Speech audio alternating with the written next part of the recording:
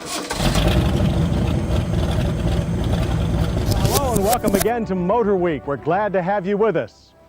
A wise man named Darwin once boiled the workings of nature down to a single perfect term: survival of the fittest. Now that means that a species that cannot compete becomes extinct. Darwin's theory also applies to the car market. And today, the automotive species least likely to remain with us is the high-end Japanese sports car. Now, like the once mighty dinosaurs, these powerful, expensive brutes are ill-equipped to survive in today's slimmed-down, cost-conscious marketplace. So, we decided we'd better drive them while we can. And drive them we did. From our home base in Maryland to the challenging turns of Georgia's Roebling Road Raceway. And while the 4 turbos that we picked are not the only premium Japanese sports cars, they are clearly the most endangered. The first intercooled animal on our list is also the most substantial, measuring over 179 inches long and weighing 3,781 pounds. The Mitsubishi 3000 GT VR4 is big, but compensates with a massive blend of power and technology. Under its eye-catching skin sits a 3-liter 24-valve dual overhead cam V6 engine with 2 turbochargers. Output is 320 horses and 315 pound-feet of torque. And it all feeds through a drive line that includes a limited slip differential and full-time all-wheel drive. But despite all this heavy lifting, the VR4 still blasted to 60 in 5.7 seconds and romped through the quarter mile in 14.3 seconds at 100 miles per hour. On a racetrack that turns, the VR4's weight shows in pronounced front-end push despite 4-wheel steering. But the all-wheel drive system counters with tremendous balance and grip. And when the curves straighten, the engine pulls hard to the next corner, where the large anti-lock equipped disc hauled it down quickly, but also faded under heavy use. The VR4's 2+2 accommodations are pure grand tourer, with lots of luxury touches from pictorial climate controls to infinity stereo. While the Dodge Stealth version goes away after '96, Mitsubishi says the 3000 GT is here to stay, even though the VR4's base price of $45,580 isn't cheap. But you clearly do get a lot of car for your money. A lot also describes our next brute, the Toyota Supra Turbo. Coming close behind the Mitsubishi in overall length, the Supra was also the most surprising, but not for engine output. It's identical to the VR4 at 320 horses and 315 pound-feet of torque. But here the 3-liter 24-valve twin-turbo is an inline 6. The surprise is it's not faster than the VR4 out of the chute.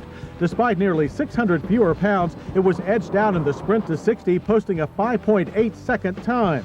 The quarter mile, however, was quicker, 14.1 seconds at 105 miles per hour, as the engine's surprisingly ferocious top-end rush quickly gained the rear-drive Supra the nickname Rocket Sled.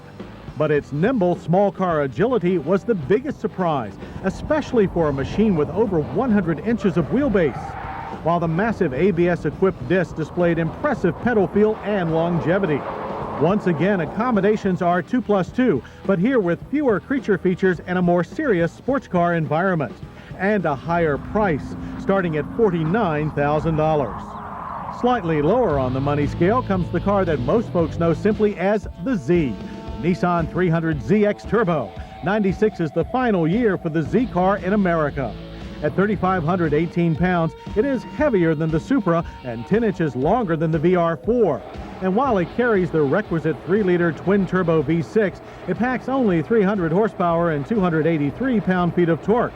A disadvantage we found to be only on paper, as the Z blasted to 60 in 5.4 seconds and through the quarter mile in 13.8 seconds at 105 miles per hour, the quickest of our set yet.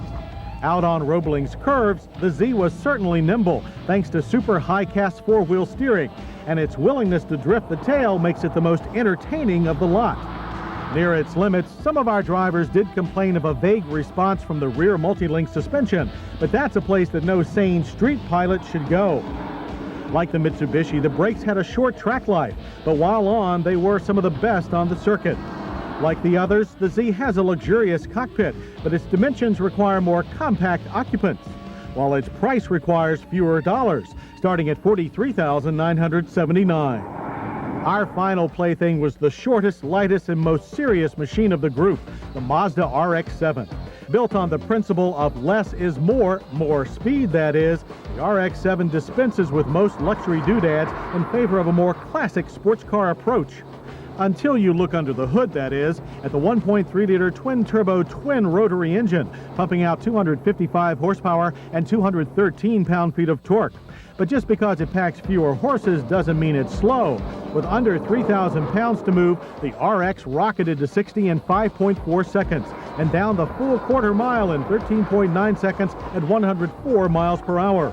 It was also the most neutral handling of our quartet, requiring an experienced hand to exploit its massive grip, stunning brakes, and razor-sharp steering. To some, the RX-7 was the only pure sports car of the group, its design uncluttered by bells, whistles, or a rear seat. In fact, its tight Spartan interior is much more GTP car than Millennia sedan. This street racer will set an enthusiast back $37,800, and to us, it's the bargain of the bunch. But if you lust for real automotive thrills, you can justify the price of any of our quartet of high-end Japanese turbo sports cars, a breed that is unfortunately being stamped out by insurance companies, exchange rates, and an aging population. Now, we hope our predictions of doom are wrong, but until we're sure, we think it's a great excuse to keep on trying to tame these marvelous machines.